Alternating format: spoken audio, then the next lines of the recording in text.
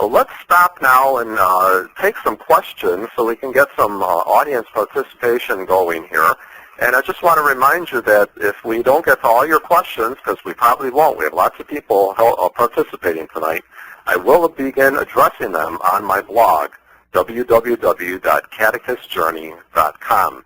So let's take a look at questions. Nick, what do we have? All right, Joe, thank you very much. Our first question comes tonight from Kelly, and she says, I'm mostly nervous about the first day. What would be the big idea that we should strive for on the first day of instruction? Kelly, that's a very good question, and I think all catechists, whether you're new or not, are concerned about that very first day. The big idea of the first day, I think, in many ways, is setting the tone, welcoming them to a faith community. You want to be sure that they feel welcome, that they feel safe. You know, kids come to religious ed or adults come to religious ed, they're not sure if this is a place they're going to feel safe in terms of sharing. You want to make sure they feel welcome, this is a safe environment, that they're going to be able to share, and that this is a faith community. The big idea is to give them an experience of church. Nick, what else do we have? All right, Joe, we have another question that's in a pretty similar vein here, again with the big ideas. This is from Tricia. She would like to know, as a catechist, how can I be sure that I'm hitting the big ideas that the DRE or parish wants students to learn? Okay, well, I think that, for one, the DRE and the parish have given you a textbook, more than likely, and they're expecting you to cover material in that textbook. And if you're looking closely at your catechist manual, at the Get Ready Guide or whatever catechist preparation pages that your particular book is providing, you're going to see very clearly what the big ideas are. That's why it's so important that you look through that chapter carefully, you study it, and come away knowing what the big idea is.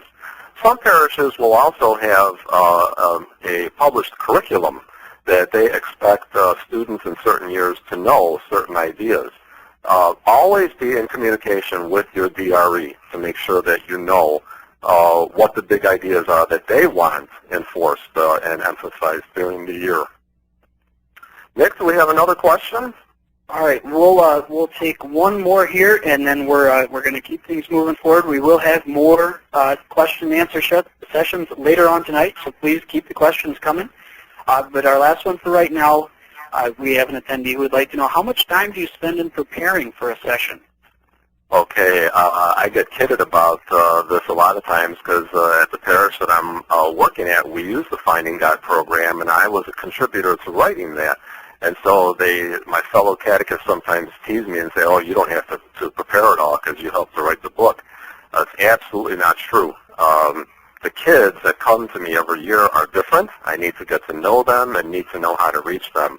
So I spend a lot of time preparing, I would say a minimum of 1 hour in preparation, but sometimes if I'm preparing for lots of different activities, it might be a couple of hours or 3 hours, often spread out over several days. Rarely am I sitting down for one night preparing for 3 hours. But I would say from the time I finish teaching one lesson, part of me is preparing for the next lesson every minute of every day. With formal preparation, probably at least an hour. Okay.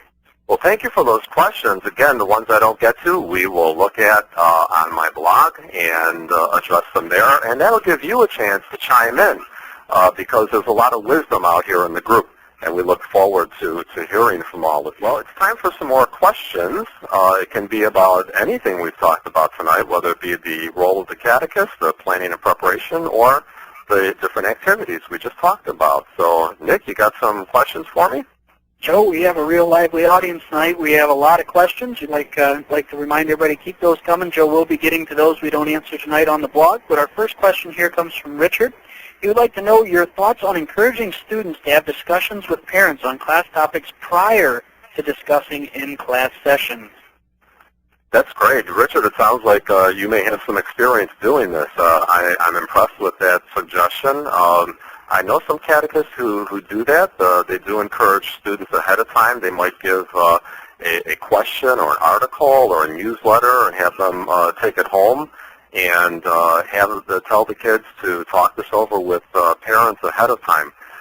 We all know that any way that we can encourage more interaction between children and their parents and encourage more involvement in parents in catechesis, the better off we're going to be. And so I absolutely agree with you on that one. If you can get the kids talking to the parents either before the class or after the class. I know one catechist who, when her kids are leaving, she doesn't let them leave unless they can sum up in one sentence something that they learned today. And her purpose for that is so that when the parents pick them up and say, what did you learn, the kids will have already practiced that. And so that's, I think, just a great suggestion that you've given us. Let's take a look at another one, Nick. All right, our next question comes to us from Becky, and again, a similar vein here. How can you get parents to do their part in teaching? I need their help to ensure children know their prayers. Becky, you're absolutely right. Parents have a very crucial role in this, and we know that this can be a struggle for many of us as catechists, getting parents to take their part. We need to do everything that we can. We need to work with our DREs, because as catechists, we ourselves often can only do so much. But our DREs are there to help us to bridge that gap between the young people we're teaching and the parents. One thing I'd like to say, yes, we need to do all we can to involve the parents, but I don't want you to lose hope when you see that there are some kids whose parents seem to show no interest. God works in many wonderful and mysterious ways, and I'm just thinking of my own mother, who grew up in a home in which her parents had absolutely no interest in church life of any kind. And my mother took it upon herself to get baptized when she was 14 years old. And to this day, she's 82, and she's a daily Mass attendant and raised 9 good Catholic children. So don't despair when parents are not showing that type of interest. That doesn't mean that there's no hope. God will continue to work in many wonderful ways. How about another one, Nick? All right, Joe, our last one for this question and answer session comes to us from Lynn. Lynn would like to know, how can I refresh the lesson when teaching from the same book in the same grade for 3 years and not have the lesson be boring?